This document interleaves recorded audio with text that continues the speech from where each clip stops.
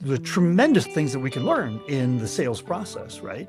But as the sales team is being engaged later and later and later in the process, Gartner, everybody's been talking about that for years now.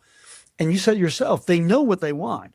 A lot of time, the sales process has become a validation process. They pick their short list, they know what they want to do. So, what you're doing in pushing your team to be more creative is getting outside of that normal commercial go to market process that we have and learning. And you even said in our last conversation, you said that you use incentives and you use the AI tools themselves as incentives for the sales team to do the kinds of things that we've been talking about here.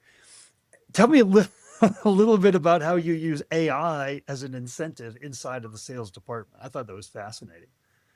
Not that I thought about it and implemented that. We are an investor driven company. Burn is important for us. As an AI company, we not using AI is something that none of us in the leadership team were comfortable with. We were kind of twiddling our thumbs with the idea of security, governance, what could happen, what might go wrong. But eventually, when the CTO decided to experiment with our chosen platform for AI, he gave two of us in the leadership team, at least in North America, access. And I realized that the moment I connected that to my mailbox and my drive where all the data resides, I went with the assumption that the IT security team have done their part in securing everything. And there were very clear, tough not to do's. To do's were important, not to do's are very important, right? So do not put financial data there, do not put customer information there, do not put PI there.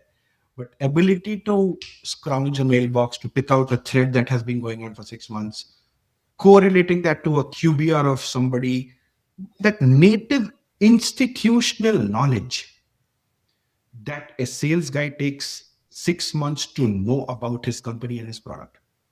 And the institutional knowledge is very important. Most sales guys, by the time they have understood the institutional knowledge, their quotas have not been met, their throughput numbers are not there, obviously, then their output numbers are not coming. PIP, boom, out.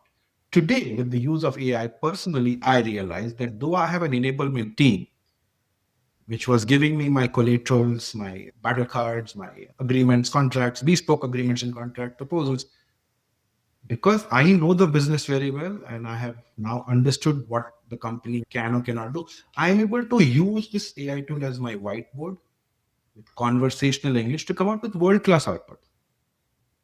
So, for a new sales guy, this is creating that learning curve, like I mentioned, which typically could be 15, 30, it goes to 45, 60. So, time to business and time to productivity is faster. Because step back again, if you remember Addy's model, there is skill, then the circle of knowledge, and then the third intersecting circle of attitude. So visualize a Venn diagram. The first circle being skill, the second being attitude, the third being personality attributes. There is a common section between the three circles. You can call it the circle of the intersection of success. Right skills, right knowledge, and right personal attribute leads to success in a role. Very simple logic, right? You are actually making the circle of knowledge come to me much faster. And I don't have to mug it up and store it. I can reference it. So I really need to worry about skill building by leveraging upon my personality attributes and gaps that I know as a person. That's where AI kind of helped me a lot. It is adding scale, velocity to my already intelligent creative thought process. I'm able to reproduce documentation, customer facing collateral very fast. And I saw myself being 5 times more productive.